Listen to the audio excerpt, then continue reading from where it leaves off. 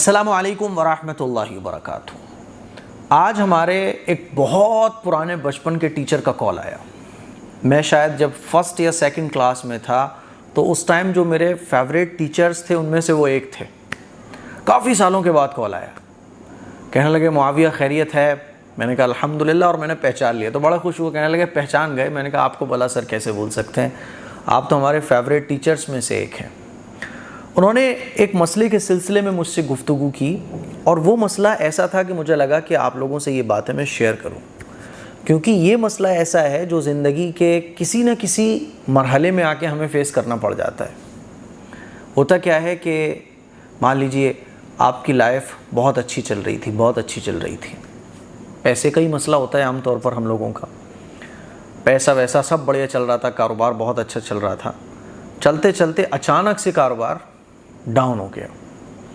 قرضہ ورضہ لے لا کے ادھر ادھر سے پیسے اکٹھے کر کے ہم نے دوبارہ سے اس کاروبار میں جان ڈالنے کی کوشش کی، لیکن ناکام۔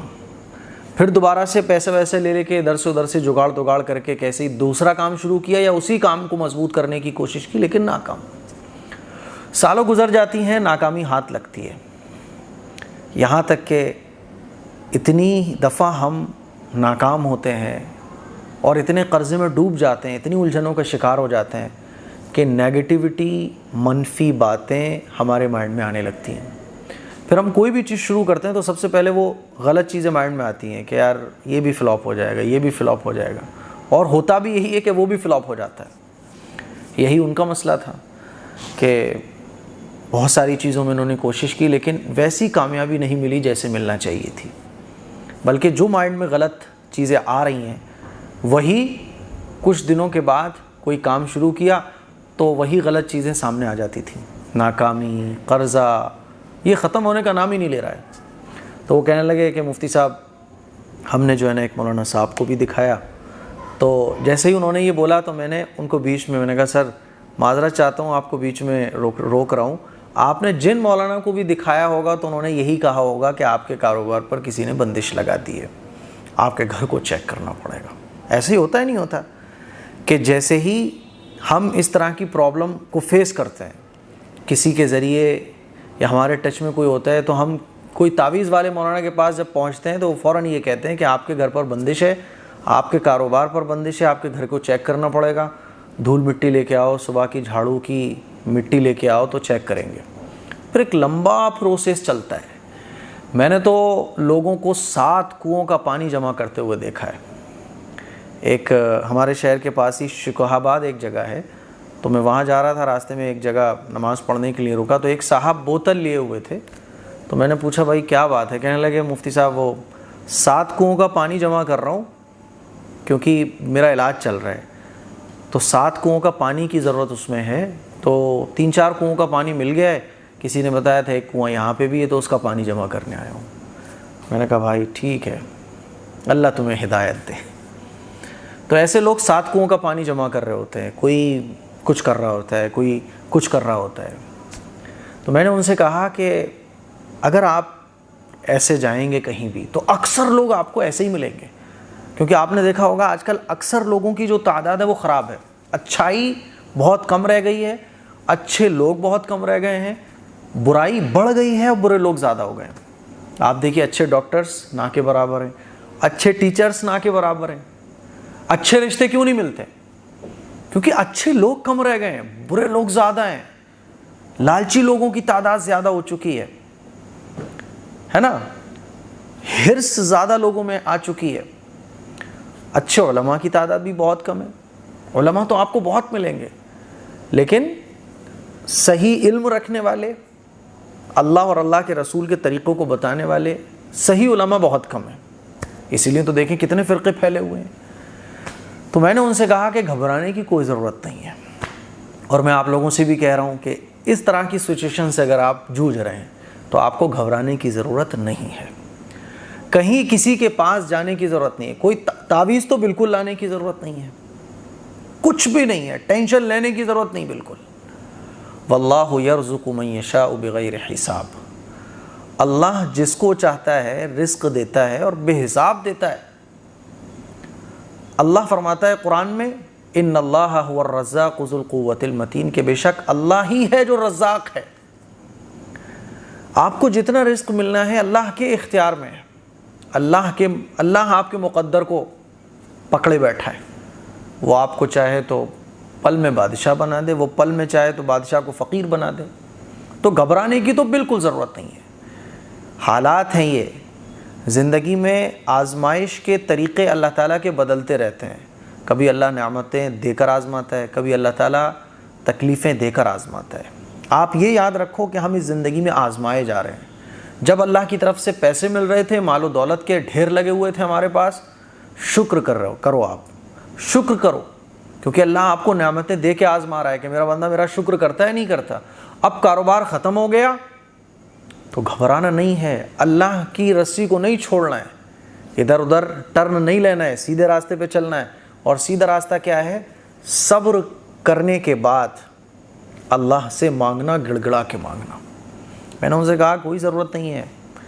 پھر وہ کہنے لگے کہ مفتی صاحب تھوڑا گھر میں بھی ایک دو چیزیں عجیب لگتی ہیں، جیسے کہ چھپکلی ہے، کچھ ادھر ادھر کی چیزیں بھی ایسی انہوں نے بولی۔ آپ لوگوں کو بھی ایسا ہوتا ہوگا کہ یار چھپکلی ایک آ رہی ہے، یوں جا رہی ہے۔ بالکل ٹینشن لینے کی ضرورت نہیں ہے۔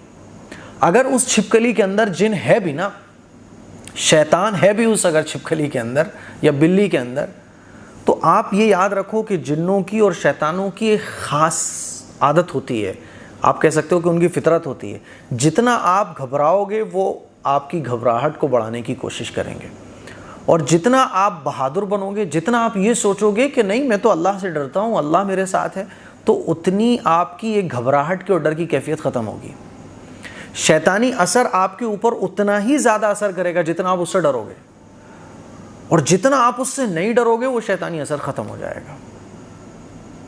آپ دیکھیں حضرت موسیٰ علیہ السلام کے واقعے میں کہ جادوگروں نے جب رسی کو ڈالا تو حضرت موسیٰ علیہ السلام تھوڑے سے ڈرے، فطرت ہے، لیکن اللہ تعالیٰ نے پھر کہا کہ تم اپنے عصا کو آگے پھینکو، ڈرو مت، گھبراؤ مت۔ حضرت موسیٰ علیہ السلام کو جب یہ یقین آیا کہ اللہ میرے ساتھ ہے، انہوں نے اپنے عصا کو ڈالا تو سارے جادوگروں کا جو جادو تھا وہ ڈھیر ہو گیا۔ تو گھبرانا نہیں ہے، کرنا کیا ہے؟ روزانہ 1000 مرتبہ درود شریف پڑھ کر، اور اسی مقصد کے لیے، مان لیجیے آپ کا کاروبار نہیں چل رہا، مان لیجیے آپ کے اوپر کا قرضہ نہیں ختم ہو رہا، مان لیجیے آپ کو لگتا ہے کہ آپ کے گھر میں کوئی اثر ہے، آپ کو لگتا ہے کہ گھر میں یار کوئی حاسدین کی نظر لگی ہوئی ہے، کوئی حسد کرنے والا حسد رکھے ہوئے وہ بیٹھا ہے، وہ کچھ کر رہا ہے ٹیڑھا میڑھا، گھبرانے کی ضرورت نہیں ہے۔ 1000 مرتبہ درود شریف پڑھیے آپ، اور اسی مقصد کو مائنڈ میں رکھتے ہوئے 1000 مرتبہ درود شریف پڑھیے، اور 1000 مرتبہ درود شریف پڑھنے کے بعد 5 منٹ یا جتنا آپ کی طبیعت لگے اللہ سے اس پرابلم کا سولوشن مانگنا ہے۔ دعا یہ سب سے بڑا عمل ہو گیا، درود شریف یہ سب سے بڑی پاور ہے۔ اللہ کے نبی کا ارشاد ہے کہ جو شخص 1 مرتبہ درود شریف پڑھتا ہے، اللہ تعالیٰ اس کی 100 پریشانیاں دور فرماتا ہے، 70 آخرت کی، 30 دنیا کی۔ 30 پرابلم تو پورے دن ہماری ہوتی بھی نہیں ہے، تو جب ہم نے 1000 مرتبہ درود شریف پڑھا تو کتنا ہو گئے؟ 30 سے 30,000 پرابلمس ہماری اس دنیا کی ختم ہو گئیں، اور 70,000 پرابلم ہماری آخرت کی ختم ہو گئی۔ سوچو یہ پرابلم کو ختم کرنے والی پاور جب 1000 کوانٹٹی کے ساتھ ہوگی، اور اس کے بعد پھر دعاؤں کا کور اس کے اوپر ہوگا، آپ اندازہ کرو کہ کتنا پاورفل یہ عمل ہو گیا۔ شیطانی اثر تو اس کے آگے ٹک نہیں سکیں گے۔ اور دوسرا عمل کیا کرنا ہے، میں نے ان کو بھی بتایا، آپ کو بھی بتا رہا ہوں، سورہ بقرہ کی تلاوت۔ آپ کو لگ رہا ہے کہ گھر میں یار کچھ ٹیڑھا میڑھا چل رہا ہے، کچھ اچھا نہیں ہو رہا ہے، کچھ تو گڑبڑ ہے، تو کہیں جانے کی ضرورت نہیں، اللہ کے نبی نے ہمیں ہر چیز کا سولوشن دیا۔ حضور نے ارشاد فرمایا کہ جو شخص بھی سورہ بقرہ پڑھے، جس گھر میں سورہ بقرہ پڑھی جائے تو اس گھر میں جادو جنات کا اثر نہیں ہوتا۔ تو یہ مولویوں کی تعویذ کیا کریں گے یار؟ ایک طرف مولوی کا بتایا ہوا تعویذ ہے، ایک طرف ہمارے نبی کا بتایا ہوا عمل ہے، کون سا کرو گے آپ مجھے بتاؤ؟ آپ بولو مجھے کہ میں فلاں مولانا صاحب کے پاس گیا تھا، انہوں نے مجھے یہ طریقہ بتایا، میں آپ کو بول رہا ہوں کہ اللہ کے نبی صلی اللہ علیہ وسلم نے یہ طریقہ بتایا، آپ مجھے بتاؤ 2 طریقے میرے سامنے، ایک مولوی کا بتایا ہوا جو تعویذ گنڈے دیتے ہیں ان لوگوں کا، اور ایک نبی علیہ الصلوۃ والسلام کا طریقہ بتایا ہوا، میں کیوں حضور کے طریقے کو یہ سمجھتا ہوں کہ اس سے مجھے فائدہ نہیں ملے گا؟ یہی تو میری پرابلم ہے، اور یہی تو شیطان چاہتا ہے کہ یہ سنت والے عمل پہ نہ آ جائے بس۔ تو سورہ بقرہ کی تلاوت، ایک تو ہوتا ہے کہ آپ اس میں کیسٹ میں یا MP3 میں موبائل میں بجا دیں، ہے نا، اسپیکر پہ، تو ٹھیک اس سے فائدہ پہنچتا ہے، لیکن اس پرابلم میں آپ کو ہی پڑھنا ہے، لاؤڈلی پڑھنا ہے، بلند آواز سے پڑھنا ہے۔ اب سورہ بقرہ بڑی ہوتی تو گھبرانا نہیں ہے، 4 دن میں پوری کر لو، پاؤ پارا آج پڑھ لو، پاؤ پارا کل پڑھ لو، آدھا پارا آج پڑھ لو، آدھا پارا کل پڑھ لو، 3 4 5 دن میں اسے پورا کر لو، 1 ہفتے میں پورا کر لو، لیکن سورہ بقرہ روزانہ پڑھو، اور اس کو معمول بنا لو جب تک کہ آپ کی ٹرین پٹری پہ نہیں آ رہی ہے، انشاءاللہ سب ختم ہو جائے گا۔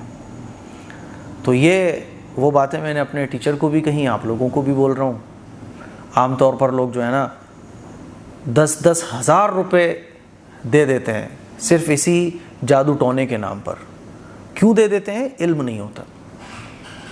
اور میں آپ لوگوں کو بتا دوں، ان تعویذوں سے کوئی فائدہ نہیں ہے، فائدہ اگر ہے تو اللہ اور اللہ کے رسول کے طریقے پر۔ سمجھ رہے ہو بات کو؟ تو مجھے امید ہے کہ یہ آج کی کچھ باتیں آپ لوگوں کو اچھے سے سمجھ آئی ہوں گی۔ اس کلپ کو شیئر کریں، دوسروں تک پہنچائیں۔ السلام علیکم ورحمۃ اللہ وبرکاتہ۔